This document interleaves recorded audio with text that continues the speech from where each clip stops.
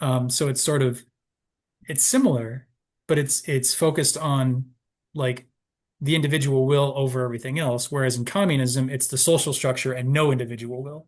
And what you really want is something where the social structure is important and having something that functions as a social structure is good, but that social structure reinforces and supports the individual will within that social structure.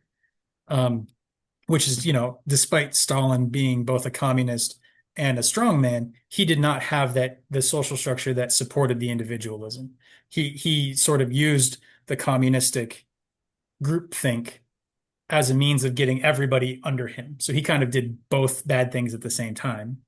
Whereas if you look at, the American democracy, there's the law is the sort of common social structure that we all, the Constitution, and the structures of government that it creates and all of that. Like that's the social structure that we all agree to, that if you get off of that social structure, you're in trouble. You break the law, you're in trouble.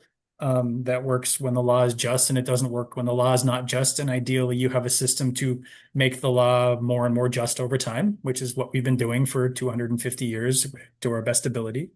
Um, but within that law reinforces and supports all the individual rights that we have in the Bill of Rights. And I think you see in the American government system, you see those two social structures combined in a at least somewhat healthy way, as an ideal. Obviously, America has never really lived up to that ideal, but you kind of also can't live up to ideals, and it takes a long time, Yeah. and you got to work at it.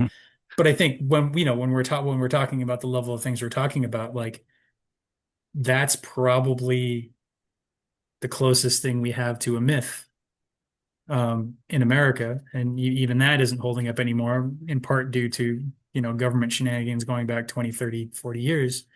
And then people not wanting the social structure. So all of the people who were sort of against, black people getting the vote, or the works of FDR, the sort of social works, the trying to get society back, the curtailing of the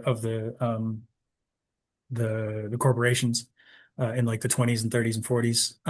A lot of that stuff pissed off a lot of people, and they're like, well, then we're going to attack the government. And that particular mythology that has sustained America is now, in the very least, under attack. Um, just looking at the past like 20, 30, 40 years, I'm not trying to get into modern day politics. I'm looking at the history of it. Um, so yeah, it's a lot of stuff. I really wasn't expecting to talk politics from Robin Hood, but here we are. Yeah.